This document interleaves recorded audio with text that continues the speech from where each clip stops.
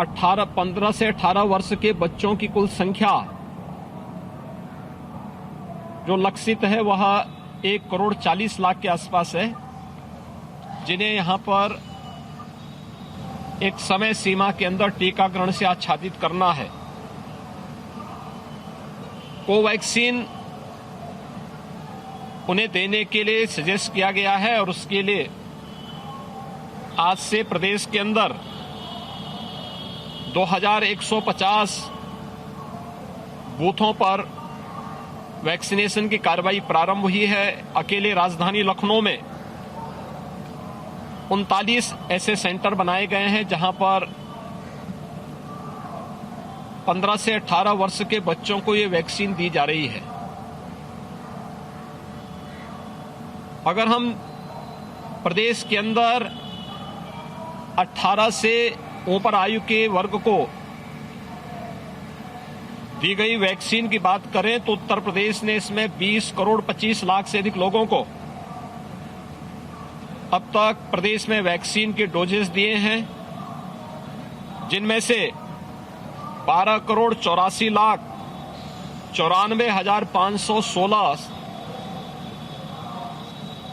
First dose लिए हैं, 7,40,93,819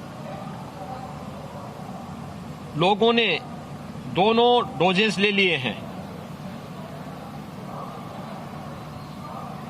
third wave की जो बात की जा रही है और इसमें जो आशंका व्यक्त की गई है कि ओमिक्रॉन जो एक नया वेरिएंट कोविड का आया है यह थर्ड वेव का कारण बनेगा।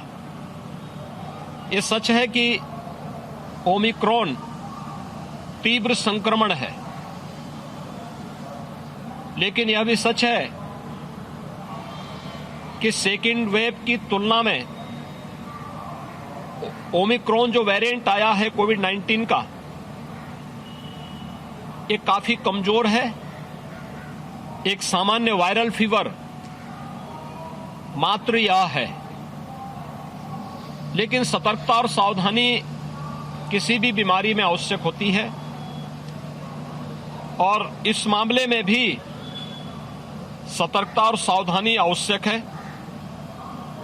घबराने की आवश्यकता नहीं। हम लोगों ने डेल्टा वेरिएंट में देखा था जो मार्च अप्रैल 2021 के अंदर प्रदेश के अंदर देखने को मिला था। उस समय हम लोगों ने इस चीज को महसूस किया था कि जो लोग इससे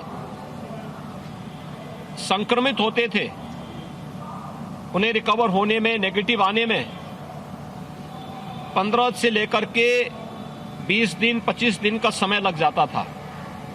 दूसरा, पोस्ट कोविड कॉम्प्लिकेशंस भी बहुत ज्यादा देखने को मिले थे। ओमिक्रॉन के मामले में अब तक इस प्रकार की स्थिति नहीं है और वायरस अब कमजोर पड़ चुका है, लेकिन फिर भी जो कोमोर्बिड है उन लोगों को इस दिशा से बहुत सतर्क रहने की आवश्यकता है और वैसे भी बीमारी से जितना सावधान और सतर्क रहा जाए वो बचाव का सर्वोत्तम उपाय है।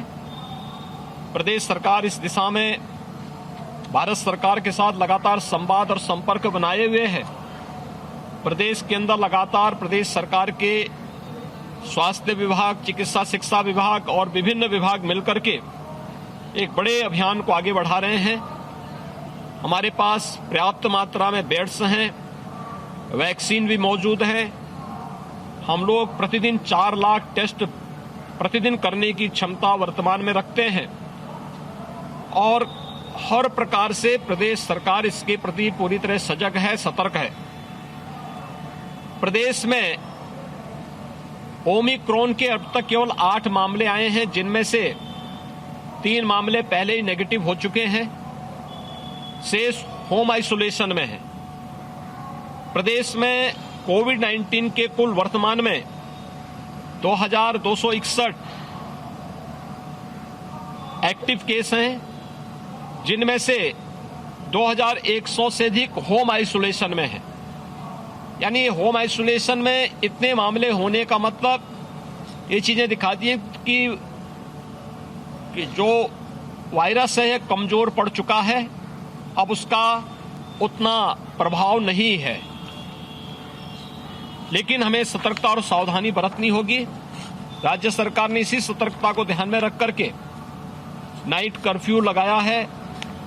सार्वजनिक स्थलों पर भीड़ भाड़ रोकने के लिए और अवेयरनेस के लिए पब्लिक एड्रेस सिस्टम का उपयोग किया गया है। वैक्सीनेशन के कार्यक्रम को तेजी के साथ आगे बढ़ाने का कार्य किया जा रहा है और हम आभारी हैं प्रधानमंत्री मोदी जी के, जिन्होंने आज 15 से 18 वर्ष के बच्चों के लिए भी ये वैक्सीन फ्री में उपलब्ध करवाई है। फ्री में वैक्सीन और 15 से 18 वर्ष के हर एक बच्चे के लिए ये मुफ्त में वैक्सीन उपलब्ध करवाने के लिए हम राज्य सरकार की ओर से प्रधानमंत्री जी का आभार व्यक्त करते हैं। और मैं विश्वास के साथ कह सकता हूं कि कोरोना के खिलाफ देश की जो लड़ाई 25 मार्च 2020 से प्रारंभ हुई थी, अब ये निर्णायक स्थिति में पहुंच रही है। बहुत शीघ्र आप देखेंगे कि कोविड पूरी तरह समाप्त होगा और हर व्यक्ति को इस सदी की सबसे बड़ी महामारी से पूरी तरह मुक्त होने का एक अवसर प्राप्त होगा। धन्यवाद जी। सर, नाइट कर्फ्यू पर अखिलेश यादव का कहना है कि उनका समाजवादी रथ चल रहा था, इसलिए नाइट कर्फ्यू लगा दिया गया था।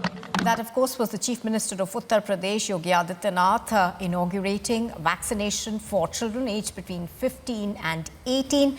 There have been close to 6.8 lakh teens who have registered so far on the CoWIN app. Now, India, of course, has opened up COVID-19 vaccination for 15 to 18-year-olds today. These vaccinations